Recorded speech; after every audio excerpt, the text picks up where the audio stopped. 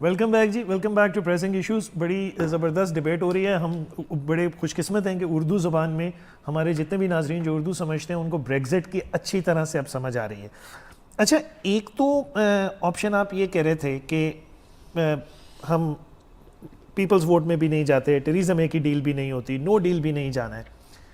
جس خدا نہ خواستہ نو ڈیل اگر ہو جاتی ہے تو جو سچویشن ابھی ہم diesel prices, lack of jobs کی وجہ سے پیرس میں ہم نے دیکھی, آپ کو لگتا ہے کہ انگلینڈ میں بھی اسی طرح کی ایک موومنٹ آ سکتی ہے؟ اور اگر آ جاتی ہے اس موومنٹ کو وہ کہہ رہے ہیں جی it's the rise of socialism against industrial capitalism, and if there is one socialist I know in England that's Jeremy Corbyn. How does Labour see that? کیونکہ لیبر کی تو پوری پالیٹکس ہی اس پہ بیسڈ ہے. جی, ہماری پوزیشن یہ ہے کہ ہم ایکچولی کہتے ہیں کہ جس طریقے سے یہ گورنمنٹ جا رہی ہے یہ عام شہری کے لیے اچھی نہیں ہے. ایک تو یہ ہے کہ انہوں نے 2.5-3 سال ضائع کیے ہیں اور اتنی بری طرح ڈیل لے کے آئے ہیں جو ہمارے مفاد میں نہیں ہیں, جو ان کے خود کیلکولیشن کہہ رہے ہیں کہ ہمارا جی ڈی پی وغیرہ جو ہے 2-3% گرے گا. ٹھیک ہے, تو یہ ہے. اور دوسری طرف پرابلم یہ ہے کہ پچھلے 8 سال سے آپ لگاتار کٹس دے رہے ہیں, اور کٹس کا پرابلم ایک کلیئر ہے کہ جو عام شہری ہوتا ہے, جو غریب عوام ہوتی ہے, ان پہ بوجھ زیادہ پڑتا ہے کیونکہ ان کے پاس موو ہونے کی جگہ نہیں زیادہ ہوتی. وہ آگے ہی ہینڈ ٹو ماؤتھ ہوتے ہیں, سروائیو کر رہے ہوتے ہیں. تو جب یہ پریشر بڑھایا جاتا ہے تو ان کو زیادہ ہٹ ہوتا ہے. ٹھیک ہے. تو جو امیر ہے اس کے پاس لچک ہوتی ہے, وہ ڈزنٹ میٹر کہ اگر 500 پاؤنڈ کم سیو کیے ہیں تو کوئی بات نہیں, گزارے میں وہ. تو یہ وہ پوزیشن ہے جو پچھلے 8 سال سے جا رہی ہے. پچھلے 8-9 سال سے ویجز جو ہیں وہ اسٹیگنیٹڈ ہوئے ہیں, اور اسی لیے ہم یہ کہتے ہیں کہ یہ جو اسٹیرٹی پالیسی ہے اس کو اٹیک کرنا چاہیے, اس کو ختم کرنا چاہیے. اگر یہ چیزیں ہم ختم نہیں کریں گے تو پھر یہ چیزیں خطرے ہوتے ہیں. یہ جو ریفرینڈم ہوا تھا اس میں ایک اچھا خاصا حصہ ان لوگوں کا تھا جن کو پوزیشن جن کی یہ تھی کہ بھئی ہمیں کیا فرق پڑے گا, یہ بڑے فائدے کی باتیں کرتے ہیں بھائی کہ یورپ میں رہتے ہوئے بہت فائدے ہیں. ہم نے تو وہ فائدہ دیکھا نہیں ہے, ہم تو ہینڈ ٹو ماؤتھ ہی سروائیو کر رہے ہیں, تو ٹھیک ہے, ہمیں کوئی پرواہ نہیں ہے. تو یہ کنیکٹڈ چیز ہے. لیکن آسٹیرٹی کی وجہ ڈیفیسٹ ہے, اور ڈیفیسٹ کی وجہ نیو لیبر کی, ٹونی بلیئر کی 16 سال کی گورنمنٹ ہے. آپ لوگوں نے اکانومی کو اتنی, اور گورڈن براؤن اتنا برے آپ سچویشن میں لے گئے کہ austerity was the only option left. That's the counter argument. میں سمجھ رہا ہوں, یہ آپ ٹوری آرگومنٹ دے رہے ہیں, کاؤنٹر آرگومنٹ دے رہے ہیں. ٹھیک ہے, میں کہہ رہا ہوں یہ ٹوری آرگومنٹ ہے. ٹھیک ہے, لیکن یہ صحیح نہیں ہے. اس کی وجہ یہ ہے کہ یہ صحیح ہے کہ سائیکل ہوتے ہیں اکانومی کے اندر, اوپر نیچے ہوتے ہیں. ٹھیک ہے. یہ بات سچ تب ہوتی کہ اگر یہ ڈیفیکلٹیز صرف برطانیہ کے لیے ہوتی, کیونکہ لیبر کی حکومت برطانیہ کے اندر تھی. اگر فائنینشیل کرائسس دنیا بھر میں ہوا ہے تو ہم حکومت تو نہیں دنیا بھر میں کر رہے تھے. تو اس کا مطلب یہ ثبوت ہے کہ یہ جو چیز سچویشن نے ہٹ کیا ہے یہ ایک وائڈر فینامنا تھا جس نے لا کے نقصان کیا ہے. ہماری کمال یہ تھی کہ ہم نے سٹیبلائز کیا تھا. اگر ہمارے گورڈن براؤن صاحب وہاں پہ اس وقت نہ ہوتے, جس کو سب ریکگنائز کرتے ہیں, he is the man who delivered at the right critical time save کرنے کے لیے, ورنہ یہ اور زیادہ نقصان ہوتا تھا. تو ایکچولی ہمارا رول یہ ہے, ہمارا رول یہ نہیں ہے کہ ہم نے پیدا کیا ہے, ہم نے سنبھالا تھا اس مشکل حالات میں. لیکن ہم یہ کہتے ہیں کہ اس کے بعد حکومت بدلی, انہوں نے یہ رویہ رکھا ہے, وہ یہ رکھا ہے کہ امیروں کو کٹ دیتے رہے ہیں ٹیکس کا, اور غریبوں کو ٹیکس دیتے رہے ہیں کٹ کا دوسری طرف, کہ جو سروسز کٹس ہوتی ہیں وہ ہوتی رہی ہیں. اس لیے آج بھی آپ جب دیکھتے ہیں مانچسٹر اتنا پیارا شہر ہے, اتنا ڈیولپڈ شہر ہے, تو 50% کاؤنسل کا بجٹ کٹ ہو چکا ہے. آپ دیکھتے ہیں آج بھی یہاں گریٹر مانچسٹر پولیس کو تو 2100 آفیسرز کم ہیں ان کے پاس. تو یہ کہاں سے آ رہا ہے؟ آپ ڈاکٹر ہیں, آپ NHS میں کام کر رہے ہیں, آپ کے سامنے ہے کہ ابھی جو ہماری ونٹر پریشر آتا ہے وہ شروع نہیں ہوا, آپ فل کیپیسٹی پہ پہنچ چکے ہیں. تو یہ کیا چیز تھی؟ وہ یہی چیز ہے کہ انہوں نے اس طرف سارے کٹ کیے ہیں, اور اس کٹ کا نقصان یہ ہوتا ہے کہ جب آپ اس کو شرنک کرتے ہیں تو سپینڈنگ بھی شرنک ہو جاتی ہے. اگر آپ کے پاکٹ میں پیسے نہیں ہوں گے تو آپ خرچ کیسے کریں گے, تو اکانومی کیسے بڑھے گی؟ تو یہ وہ پرابلم ہے. ٹھیک ہے, جس کی رسپانسبلٹی جو ہے وہ حکومت پہ ہے. I buy that argument. لیکن آپ جب لیبر کے رول کی بار بار بات کرتے ہیں, لیبر کا رول تو آنے والے دنوں میں جب تک SNP اسکاٹ لینڈ میں جیت رہی ہے, لیبر کا رول تو مجھے اپوزیشن میں ہی لگتا ہے. और शायद इसी वजह से कंजर्वेटिव में जो इन फाइटिंग चल रही है वो शायद इसी वजह से चल रही है कि टोरीज में ऐसे लगता है कि जो भी आएगा टेरेसा मे के बाद, whoever leads them into elections, क्योंकि वो नहीं जा रही हैं as a Tory leader, will be the next prime minister. I mean Boris Johnson or whoever it is. क्योंकि लेबर का रोल तो इतना श्रिंक हो गया है, जब तक आप SNP स्कॉटलैंड जीतती रहेगी, लेबर तो शायद इलेक्शन नहीं जीत सकती. यही प्रॉब्लम है आप मीडिया वाले लोगों की. आप बात सुने, आप ये देखें कि जो पिछला इलेक्शन अभी हुआ है, हाँ जी, रिकॉर्ड वोट लेबर पार्टी को पड़े हैं. आप इस चीज़ को देखें कि ये 20 पॉइंट बिहाइंड थे, और जब इलेक्शन ख़त्म हुआ है, इन्होंने स्नैप इलेक्शन इसलिए किया था टोरी पार्टी ने कि वो लैंडस्लाइड करेंगे. ठीक, तो रिजल्ट क्या था, हमने 50 सीटें ज़्यादा ली आगे से. तो अगर इलेक्शन होगा, आज भी वो इलेक्शन की तरफ क्यों नहीं जा रहे, वरना उसका इजी सोल्यूशन था कि पार्टी को संभाल नहीं सकती, पार्लियामेंट को संभाल नहीं रही, तो कहे ना ठीक है मैं आवाम के अदालत में जाती हूँ. Sorry, I'm just stopping you there. Mike, can you hear us? Yes, I can. Yeah, so we, Afzal Khan sir, we have got Yes. Michael Kugelman from Washington with us as well. Mike, we have got the MP from Manchester, Afzal Khan, in our program as well, one of the shadow ministers of Labour government. We wanted to talk France and we wanted to talk Brexit with you, but let's start with what's happened, the recent development in Bangladesh. 3 of the opposition politicians accused of sedition and contacting ISI in Pakistan by the Bangladeshi government. What's your opinion on this particular story? Yeah, it's really hard to make sense of what's going on over there now. It's obviously, as you know, politics is in a bit of a frenzied state there with the election just, I think, about 2 weeks away now at this point. And, you know, I think that in some ways these revelations or allegations or whatever you want to call them, is it really a surprise that we're hearing them now? It's just because there's so much drama and so much theater happening there in Bangladesh right now. And my fear is that the government there, led by this Awami League Party, is essentially trying to consolidate its rule even more than it has with this election. And I think that the opposition parties in Bangladesh, though they claim they're going to participate in the election, they're going to have a very tough time. And I do think that if the Awami League Party wins again, it will be seen as an election that's not free or fair, and that could have major implications on the ground. You could have the opposition coming out on the street protesting, and it could become a very untenable situation very quickly. But anyway, I mean, to your question, yeah, go ahead. It could possibly, but Mr. Khan, as we were discussing earlier before we started talking to Mike, and as he's saying the situation is getting untenable in Bangladesh. So Bangladesh in India's democratic politics is completely Pakistan bashing, get the vote, get elected. Yeah. What's happened in Paris? What's happening with us in our parliament in Brexit? I come back to the same point again, and I'll ask Michael the same question. In the 21st century, for our millennials, for our youth, is democracy a system which is completely falling apart and is in need of a replacement as soon as? Being a Democrat, how do you defend all this? No, I don't. Look, I can see that there's a populist movement that is taking place across the globe, but I don't think that means that democracy is at the end. I think end of the day what we need to do is make sure that democracy is much more relevant to the people. And when there is a disconnect between the people and the leadership, this is when you have the difficulties. So for that, what we need to do is much more diverse representation coming through the political processes, which can actually then reflect the masses which are out there. The narrower the base becomes, the more difficult you get. The poor leadership you have, the more disconnected you will get as well with the public. Completely agreed. Mike, you have lived a fair chunk of your life in France as well, as you were telling me. Are we going to a stage which led to French Revolution, where we're supposed to have 3 different assemblies or 3 different parliaments, and the commoners have to have their own parliament? Because from the looks of it, from Macron to Theresa May to Hasina Wajid to Imran Khan to Modi, everybody seems to be failing their people.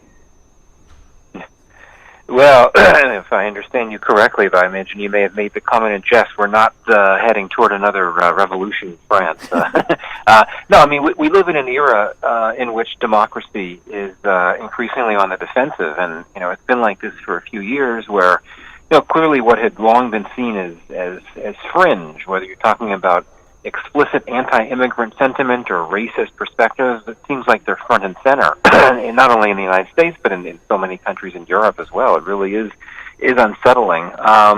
Yes, I mean, you mentioned several leaders that sort of embody this notion of, strong men, those that are populist, nationalist, very conservative, and not necessarily inclined to embrace democracy wholeheartedly. But, I think that you have to step away from the headlines as well and see, I don't want to overgeneralize too much here, that, even these countries where we hear about democracy allegedly being on the defensive and that type of thing, you continue to have democratic institutions function quite strongly. I mean, you look at what's happening here in the United States, where for all this talk about how the president of the United States is trampling over democratic institutions, you continue to have investigations and prosecutions. His former lawyer, is now in jail because of things he's done. So.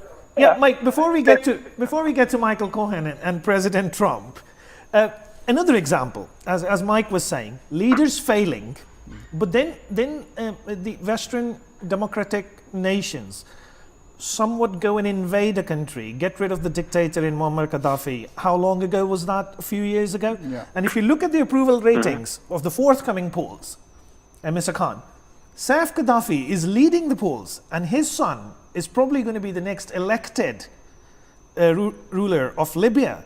So probably there was no need to get rid of Muammar Gaddafi then, because this guy would have inherited his government anyways.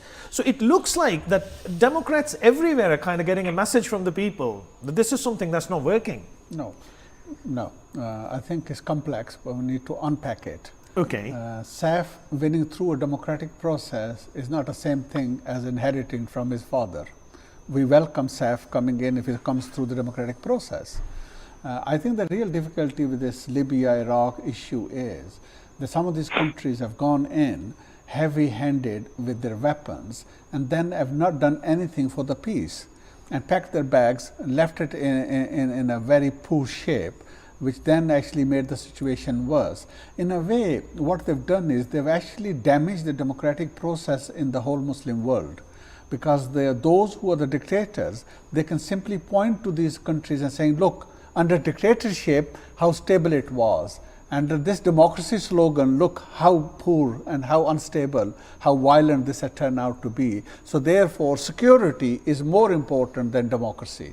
So in a way, they have damaged it actually. But had they done it in a different way, I think the situation would have been different. There is no better system than people themselves having a say who their ruler is. I've not come across any system. I know Islam as well. The whole idea of representative is there as well. So I think this is the way forward, not the way forward where the dictators are deciding. I mean, you say about the Muslim world, but there's Yes. a lot of messages coming from Syria right now that when will United States and UK start supporting and providing arms to the French rebels as they did for the Syrian rebels? I'll come back to you on that. Mike, talking about the President of the United States, which is our favorite topic for weeks now, he ripped apart the environmental agreement, and now what's happened in Paris, President stands vindicated. Mike, can you hear me? Yeah, oh, yeah, so you cut out. I'm sorry. Can you repeat your question? Yeah, so what I'm saying is that the President of the United States was the only person to take a bold step in the modern world to rip apart the environmental agreement, come out of it, and now what's happened in Paris, the President of the United States stands vindicated, as he said in his tweet as well. Oh, no, it's unbelievable. Well, you and I have discussed this so many times, and, it's very hard to try to figure out what's really going on, other than to conclude that, either he is completely clueless when it comes to the issue of climate change and global warming, or this is simply a very calculated, very strategic political move to try to, cultivate support from his base and others that, just don't like this talk about climate change and global warming, whether because it can be problematic for economic prospects or whatever the case may be. I don't know, but, my sense is that he simply does not understand the term climate change. He sent a tweet out a few weeks ago when he was basically, I think he was talking about how the weather had, gotten like unusually cold in some place, and he said, "Oh, look, we don't have global warming," ha ha ha, something like that. Clearly, it was betraying, in my view, the fact that he doesn't really seem to understand exactly what this phenomenon Yeah, I think probably is. he's taking lessons from Sarah Palin in that. Mr. Khan, talking about the President of the United States, and I understand that you're from Labour Party, and President Trump's tweet really put Theresa May in a very difficult position. But what's your opinion on the President of the United States infiltrating or interfering with British politics to a degree to suggest that if this deal goes through, Mrs. May's deal goes through for Brexit, no trade between UK and US would be possible? I think ये rubbish बात है, ये acceptable भी बात नहीं है. Donald Trump जो है ना, वो basically is a good example of a populist leader idea जो फ्रॉम द हिप फायरिंग करता है, थिंक थ्रू नहीं करता. जो हमारी रिलेशनशिप है वो आज भी उनके साथ मिलकर रहेगी, कल भी रहेगी. डोनाल्ड ट्रंप आएगा जाएगा ही होते रहेगा. कोई भी लीडर जब वो इस चीज़ को ब्रिज बिल्डिंग के बजाय वॉल बिल्डिंग शुरू कर दे तो you know he is a bad leader. क्योंकि अच्छा लीडर जो होता है वो अवाम की मफाद के लिए बात करता है, हालात को बेहतर करने के लिए करता है. ये हमेशा जब मुंह खोलता है तो गलत बात करता है. So instead of bridge building, he's more interested into wall building. ये क्लाइमेट की आप बात कर रहे थे. जी जी. ये कैसे ठीक बात है कि उसने ठीक किया है कि जब इतने लोगों ने, इतने मुल्कों ने मिल के एक मुआहदा किया है कि हमने ज़मीन अपनी जो है इसको प्लानट को बेहतर करना है, इसको इम्प्रूव करना है. ये देखें, हम ट्रस्टी हैं, हमारा फ़र्ज़ बनता है कि जो ट्रस्ट पे चीज़ है उसको सही इस्तेमाल करें, नाजायज़ इस्तेमाल ना करें. हमारा फ़र्ज़ बनता है कि हमारी आइंदा वाली नस्लें जो हैं वो हमारी गुस्ताखियों या गलतियों की सज़ा वो ना भुगतें. ये अच्छी चीज़ है या वो बातें जो कर रहे हैं. I think the feeling I get is like Sarah Palin once said that I know climate change or I know Russia because I live in Alaska. Yeah. It's somewhat similar. Mike, मुझे तो बहुत सर्दी नजर लग रही है. Yeah, because I can see Russia from my window, so I know more about Russia. Mike, one last question before I let you go. You guys have written the president has written a letter to Imran Khan asking us to mediate peace talks with Taliban. And on the other hand, you also want us to go hard on Taliban, do a crackdown and kill them. What precisely United States wants us to do as Pakistanis?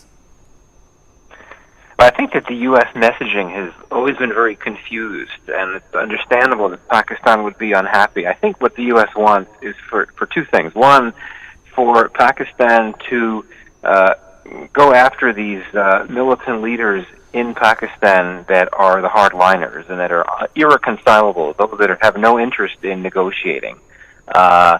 And so that's one thing that the U.S. wants Pakistan to do. And the other is for Pakistan to use its leverage that the U.S. believes it has over the Taliban and encourage the more reconcilable elements of the Taliban to join negotiations. I mean, based on my conversations with U.S. government officials, I think that is the general ask. I do think the first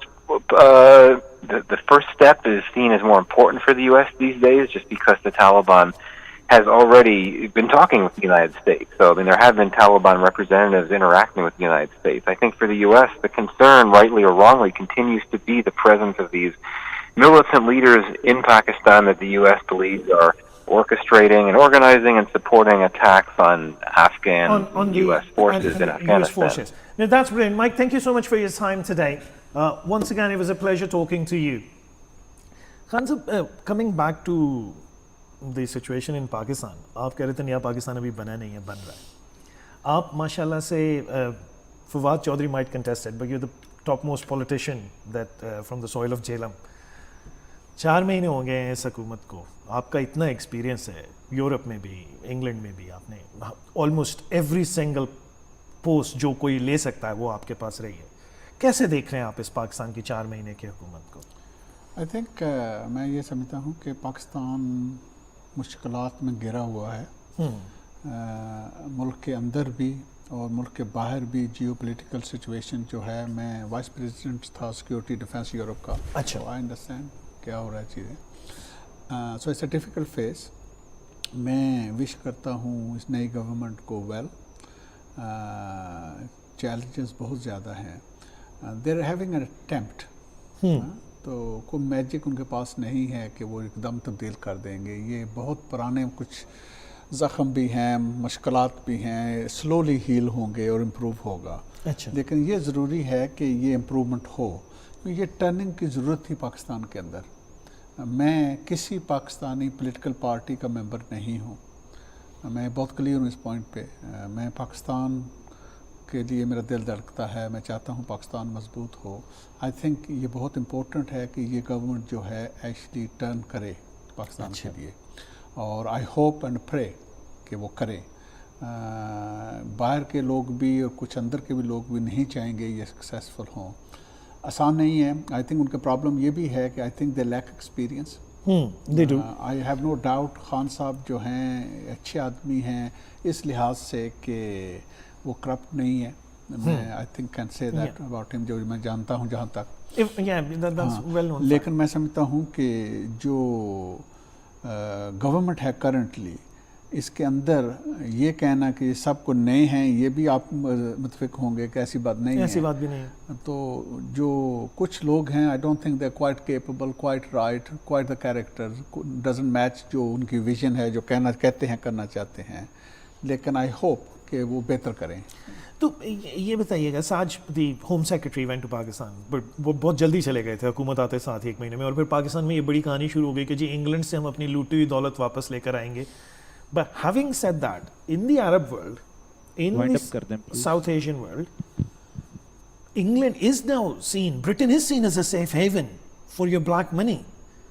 When we talk about Labour at some stage coming into power, if they do, جلدی ہوگا انشاءاللہ. کیا کریں گے آپ اس کا؟ واپس کریں گے پیسے لوگوں کے؟ نہیں، واپس کی بات ایسے نہیں ہے. اچھا، کنٹریز آپریٹ ڈفرینٹلی. لیکن یہ قانون ضرور ہونے چاہیے کہ جو مال لوٹنے کا ہے یہ کہیں بھی نہیں ہونا چاہیے، کہیں بھی نہیں ہونا کیونکہ ہم کنیکٹڈ ہیں. بالکل درست بات.